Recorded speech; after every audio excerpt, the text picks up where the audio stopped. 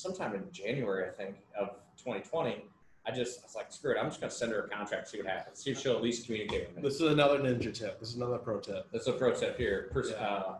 Follow up. The art of the deal is in the follow up. Yeah. I've been 100%. beat. Yeah. So I just got a wild hair at my butt to send her a contract. So I sent her one, didn't hear anything back. And I was like, every 2 weeks I'll just pop one in the mail. So eventually she's going to get either annoyed with my mail and call me and tell me to buzz off, or something else happened. Well, then 4 months down the road, we got half of a contract back signed from her. This is the signature part. Yeah, it was like every other page came back and it was signed. Like, dang, well, all right, let's send her another one. So I overnighted one.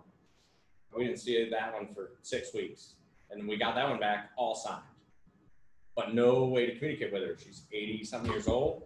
She's, she speaks Mandarin, doesn't she? Yeah, she speaks Mandarin. She's, an immigrant from Asia, speaks Mandarin. Her English is terribly broken at best. Oh my gosh. Wow. And I speak fast, so if she would ask me a question and I would reply, if my reply was complicated, she'd hang up on me. She didn't understand. And then this would be like a 2-week cycle again to get a hold of her. So she was never hard to deal with or being difficult. She just didn't understand. Yeah, there was a language barrier through the whole thing.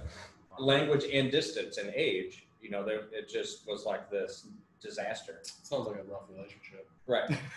So the other day, it was probably within the last week, we sent her an amendment because every time that we would send her a contract, she would send it back signed with the intent that she wants to sell, even with the TRID, which is a title company document to get us to closing quickly. She would send that back to us, but it was like an 8-week turnaround time. So every time we sent her an amendment, by the time we got it back, we had to send her another amendment again to start the process all over again because it was so slow. So it's been in escrow for since probably March or April of this year. Good Lord. It's been in escrow. So we sat down the other day and we were brainstorming, and I reached out to a couple of agents that have clients that are in that background to see if I could come up with an interpreter that knew anything about real estate. And we pretty much struck out everywhere we went. Well, we were sitting in a title company's office the other day talking about this deal, and lo and behold, True Title, as the rock stars they are, our closer Tara that we use tons. Love you, Tara. Love you, Tara. Right. So use her on every deal too.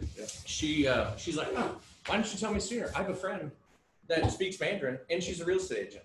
It's like, You don't say. You don't say. Like, you've obviously heard me talk about this deal, and this never come up before. So Brian says this to me all the time where I'm like, yeah, I got that thing that'll solve the problem that we've been talking about for like a week or two. And he's like, you've had 2 pairs of gloves this entire time. It was totally ridiculous. So Tara reached out to this real estate agent and verified that she spoke Mandarin. And we asked her if she could come in and kind of translate for us. She came in the office yesterday afternoon at 1:30 our time, 2:30 the seller's time in New Jersey. And I called her up and I said, hey, this is Dusty from Faster House. Here's what we got going on. I have somebody that is a real estate agent that also speaks, I believe, your native language. And she fired off a greeting to the agent.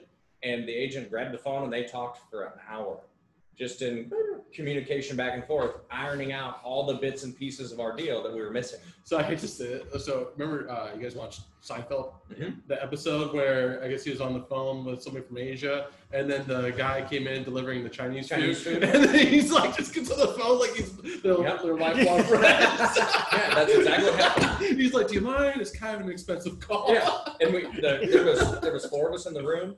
And 3 of the 4 of us, it was myself and our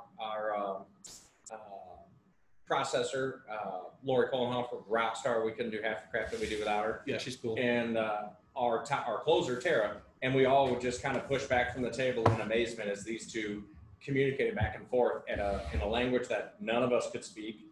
And there would be notes passed around to us to clarify bits and pieces of the information that we were missing. Mm-hmm. And lo and behold, after an hour conversation, we close on Tuesday. That's where it's at right there. Awesome. But totally just would have never been able to connect those dots 18 months later. 18 months. Wow. And it'll probably be like probably a 35 to 40K gross spread on the back end on an easy rehab. Oh, so Dusty, you kiss and tell. Yeah. So it's just one of those things that I actually had to go back and rerun comps. Yeah. Because it's been so long. Well, you probably are making more money than you originally projected, Yeah. right? Because the market's been going up. So that's one of those situations where it's like, holy crap, I'm actually glad it took them a year or two. Yeah. Because I locked them in at a number, and now the market's going better, so it's just better for us. I'd anchor at X, and now that X is way deeper than what it was before. Yeah. But would have never, we had to go back and like try to dig up photos of the property because normally we take a bunch of photos and we load them. But at that point, I had deleted them. My business partner had deleted them, and I kept like 3 pictures. And it's of my buddy climbing the back of the balcony and us cutting the all lock the box. incriminating photos. Yeah, exactly. Yeah. I don't think there's any deal out there where you could get more resourceful than that. And it was ridiculous. Yeah, that kind of is a good summation of all things you can do in real estate there. The wholesaling business is so unique, and it's ever evolving. And you could go one day and have, like the other night, you guys were doing a presentation.